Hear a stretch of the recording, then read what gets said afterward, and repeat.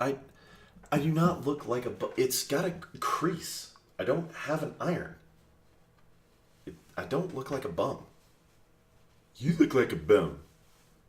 You're breathing my air. All right, guys, we're back with part 2 of episode 1 of the Civically Minded Nationalist. In case you took a break, we talked about the whole FBI desperate for finding corruption on Trump in order to protect itself from their own corruption.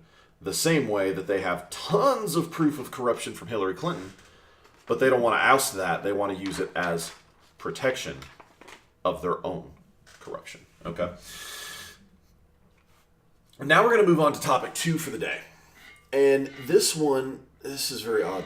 The little wheel on my chair is broken and it reclines. And one of these days the chair is going to shoot out from under me and I'm going to bust my skull open on podcast. It's going to be horrible. Regardless, back on track. Rabbit hole, sidetrack, squirrel. Now we're moving on to topic 2, which is the border wall. And I'm so very tired of seeing, because they need illegal immigrants to vote. They got to have the illegal immigrants to vote because the illegal immigrant... Guys, that is a scratch on the surface. That is a drop in the overflowing bathtub. That is their reasoning behind wanting, desperately needing these illegal immigrants, these illegal aliens. Excuse me. Sorry, my pops corrected me on that. My old man corrected me on that not too long ago. And to be honest with you, he's correct. Illegal aliens, not illegal immigrants. Why are they so desperate to have them here? Okay? And the surface of it is very, very easy to see. It's quite easy to see.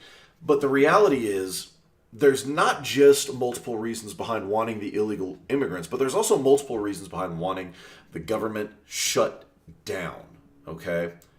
I want you to think of the government being shut down right now, because the only thing it's actually affecting is the flow and passage of bills. It's acting like a dam. And everything behind the dam is building up on those floodgates, okay?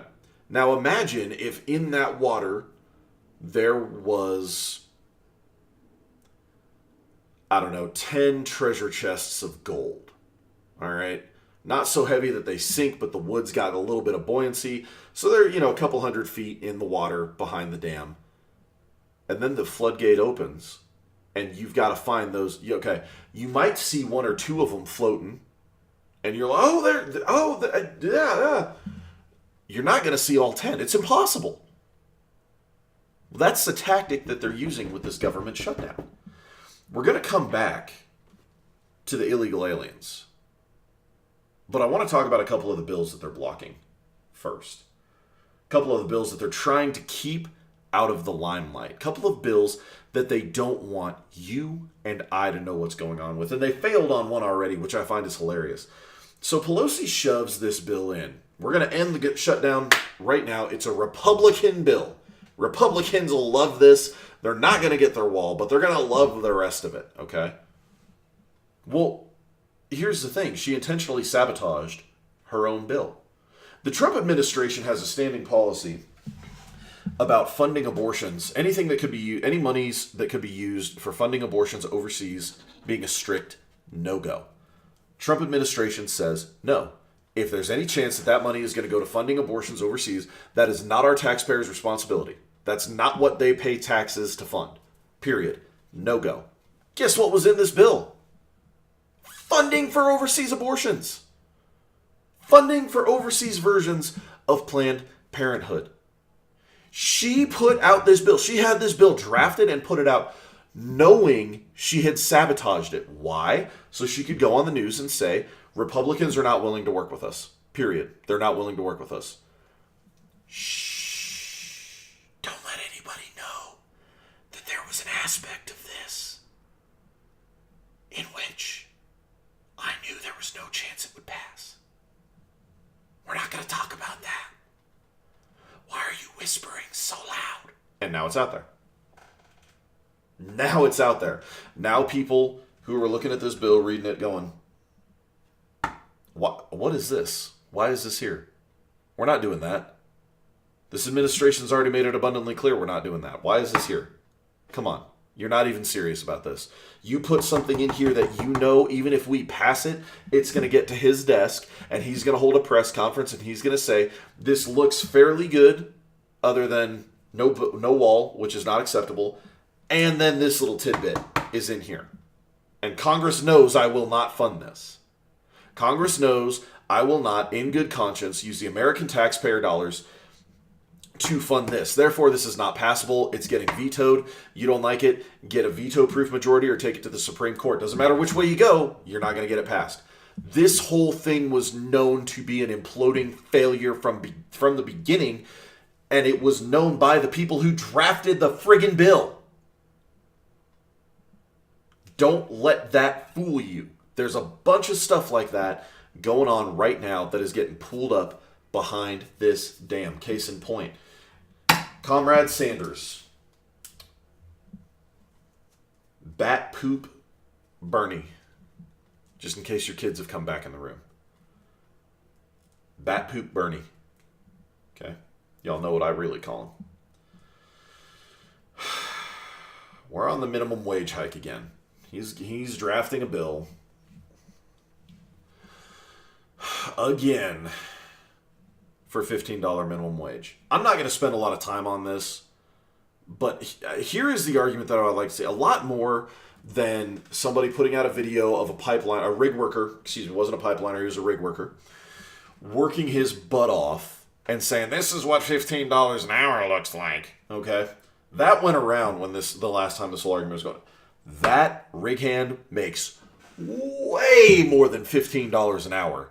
And I hope to God no one from OSHA ever saw that video. Really do. That being said, that dude makes bank. That dude probably at that job makes more than a lot of people with 4-year degrees. Legitimate 4-year degrees. Not feminine arts dance interpretation. Okay? Legit 4-year degrees. Here's the problem with this whole argument that I would like to see put around, rather than some stupid video that doesn't actually prove your point.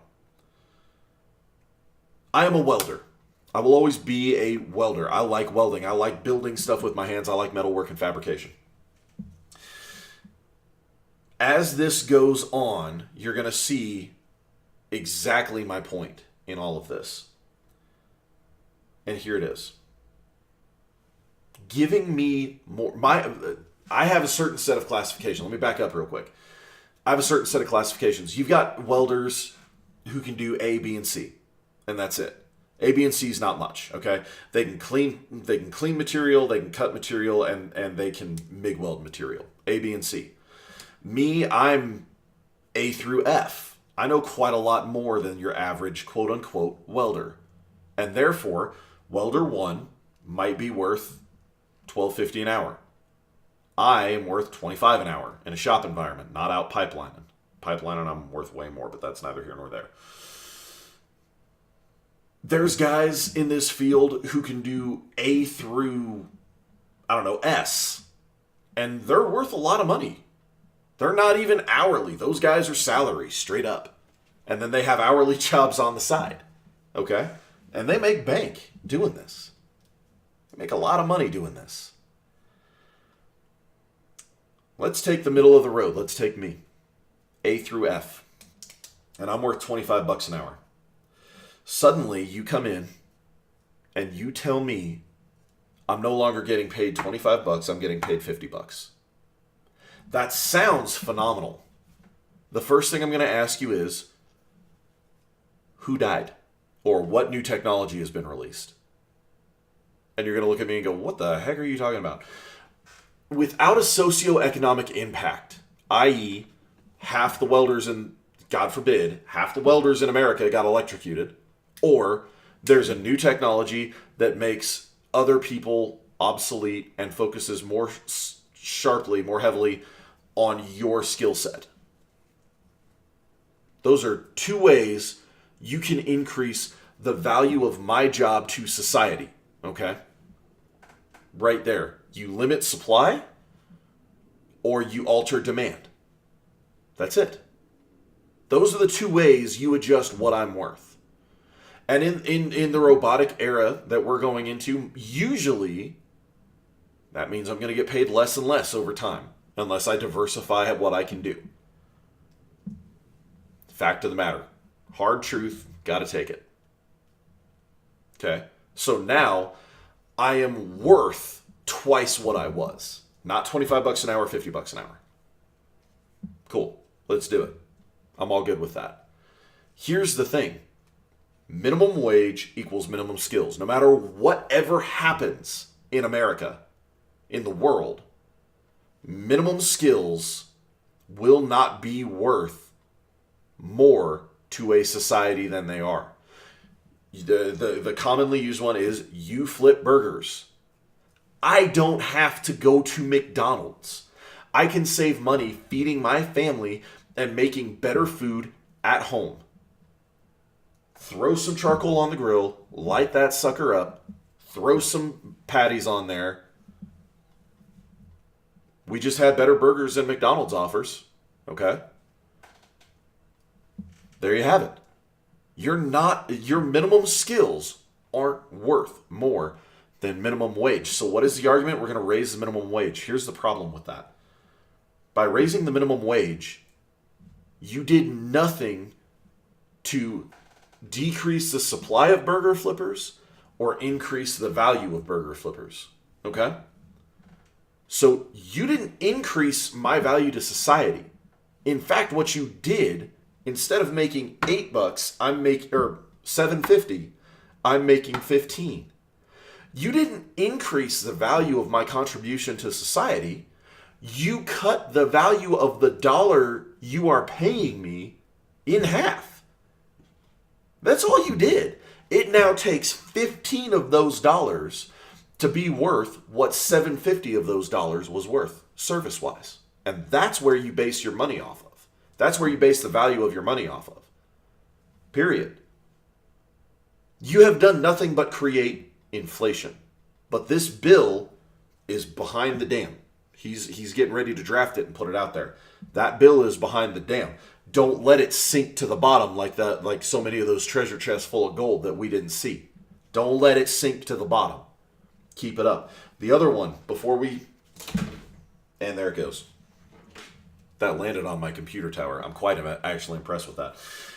The other one we're going to talk about that needs to be brought to light and kept floating on top of the water rather than sinking to the dark, forever gone depths behind the dam. We've got 2 congresswomen and 1 senator drafting a bill right now to defund Planned Parenthood. See, here's the double-edged sword that is getting the government involved in your healthcare. Is that your quasi-healthcare that was actually just a money laundering system isn't needed anymore. I don't care about arguments of they were used to fund abortion, they were used to not fund what. I don't care anymore. Okay, they don't need government funding anymore because Obamacare is still the law of the land. Unconstitutional, should not be accepted, but still on the books. It's going to get replaced by something that, let's be honest, will be just as unconstitutional. It'll have more variety to it, but we're still going to be forced to either pay for something or get fined for it. It's still the modern day Stamp Act. If you don't know what the Stamp Act was, you need to research American-British tension pre-Revolutionary War a lot. Because if you don't know what the Stamp Act was, yeesh. But these ladies are going in and they're drafting this bill and they're going to put it in to defund Planned Parenthood because Planned Parenthood is a private organization. Just like the NRA. The NRA isn't government funded. The NRA is privately funded because it's a private organization. Therefore, Planned Parenthood does not need government funding, especially since Obamacare dictates that all the coverages and all this crap that Planned Parenthood supposedly provided is now mandatorily provided under the umbrella of Obamacare. Whether you can afford it or not is not our problem. But it's all provided. Therefore, Planned Parenthood no longer needs government funding. Another chest of gold that we have to keep our eyes on. There's a dozen of these already in here. These are just the ones that I picked out. There's a dozen of them that need our attention and that we need to be calling our representatives and saying this needs to be at the forefront. Period. Ads. More dead air for you YouTube guys. Sorry. Drink time. Okay, back from the ads, I think. And here we go. Now we're going to go back into what other... That's one aspect of why they're fighting the border so hard. They want to pool up these bills in this dam that they have created. But we're going to specifically... We are going to specifically focus on the illegal aliens coming into this country. Because that's an important aspect of it. And it's a very important aspect of it. It's a socioeconomic aspect of it. And particularly, it's socioeconomic warfare. Many of you guys who have followed me from my days on Camp Vavo and forward know where I'm going with this, but we're going to introduce it to everybody else who's going to be watching and might pick this up later. So, at the forefront, they want it to be a humanitarian crisis. That's what they want the whole border thing to be about, but it's not about that. A humanitarian crisis should be for Mexico to handle, because Mexico should be sitting there going, you cannot cross this desert because you will die. 1 in 3 women are being raped on this trek. Children are being kidnapped and sold off on this trek. There's not a lot of women and children in these caravans by any means, but they are there, and the numbers that they leave with are not the numbers that they are arriving with. Not even close. Okay? There is a humanitarian crisis, and Mexico and the UN and all those guys need to go over there and do it, and they need to do it without US funding for it. That's their problem. They need to deal with it. What is the actual problem for our country? Okay? You're trying to manufacture the outrage about the humanitarian crisis. Here's what those of us paying attention are actually outraged about. You are funneling in votes. We know this because you are actively passing legislation within mostly coastal blue states, East Coast, West Coast, in which you are making it possible for these illegal aliens to vote in our federal elections unchecked. Now, the question is, why does that matter? We have a safeguard against that, Jack. It's called the Electoral College. It's what protected us from it last election. All those millions of illegal votes that were cast didn't matter because there were only so many electoral college votes that they could get. You're correct.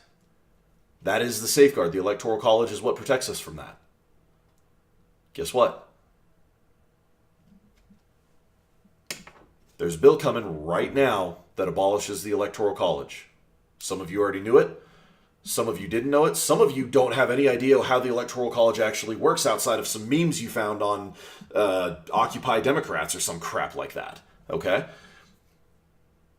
If you don't know how the Electoral College works and you don't know what its purpose is, I am begging you, go get a book on it. Please. Just facts. Nothing politically slanted, nothing anything of that nature. Just get a book about the facts of the Electoral College. Again, more night table reading. Please. It's an important aspect of our constitutional republic. Without it, we are no longer a constitutional republic. We are a mob rule democracy. And without a keen sense of nationalism, like Israel has, a mob rule democracy cannot work. It will destroy the country that houses it every single time. History has taught us that. Make no mistake, history has taught us that. So they're funneling these votes in. They're actively making an effort to remove the safeguard, the Electoral College, from that, so that it's just mass vote. My vote counts just as much as a vote from New York. It counts just as much as a vote from Nevada, from Colorado, from North Dakota, from you name it, Montana. Okay, that's their goal. And of course, we know why they want to do that. They're funneling in millions of votes. And they're eliminating the background check process on these votes to make sure that these people have a legitimate reason to vote. They're making it impossible. They don't want voter ID laws for the exact same reason. They're killing voter ID laws because they don't want these people to be checked. They just want their vote. They're going to overload the system by bringing in all these people who are not contributors. They're just takers. Even if they get a job, the money that they earn from that job is going back to their homeland. It's not staying in the United States. The vast majority of it is not staying in the United States. The vast majority of that money is going back to the homeland where it can buy a lavish lifestyle. They're sitting here under what we consider to be the poverty line, living off of benefits, sending that money home, living off of benefits, sending that money home, living off of benefits. It's just a funnel. That's all it is. On top of that, you have on top of the votes, you have that. That is classic Cloward-Piven strategy. It is socioeconomic warfare. And again, if you don't know what Cloward-Piven strategy is, it came about in the 1960s, and it was designed specifically on how to destroy a country from within. There was talk at the time of, you cannot destroy China from the outside. You cannot destroy Russia from the outside. And you cannot destroy the United States from the outside. Not logically, not realistically. How do you do it from the inside? Cloward-Piven was the strategy that was brought up for that. If you don't know what it is, look it up and then post in the comments if you still disagree after you research Cloward-Piven. Post in the comments of this video, whether it is on Facebook, whether it is on YouTube, whether it's on Podbean, whatever. Okay, I don't care where you post it. Give me an argument that definitively refutes the fact that funneling these illegal aliens into our country, eliminating the electoral college process, and creating mass democratic rule is not the Cloward-Piven strategy for destroying a constitutional republic. These are the things we are outraged about, folks. These are the things we need to be forcing to appear on the TVs across this country so that people know what's actually going on. That is all the time I have for today, guys. I'm going to cut this short before we end up going over and I have to re-record it again. Facebook page, TCMN, Tango Charlie Mike November. Okay? The Civically Minded Nationalist. Look it up, like, follow, do what you got to do there. The YouTube channel is just search on YouTube, The Civically Minded Nationalist. You're going to find me. You're going to find these ads here. You're going to find these videos here. And, of course, the Podbean here, podbean.com, / let me actually open it up right now so I can actually do this. It's not even podbean.com. I'm sorry. It's Civically Minded Nationalist, all one word, all lowercase, .podbean. That's bean with an N at the end. Podbean.com. Thank you guys so much for your time sticking with me. I hope it was entertaining and educational. Please, I'm begging you, get this stuff out there so that it's talked about because it desperately needs to be talked about. Behave, be smart, don't be a communist, love the Constitution, defend the Constitution.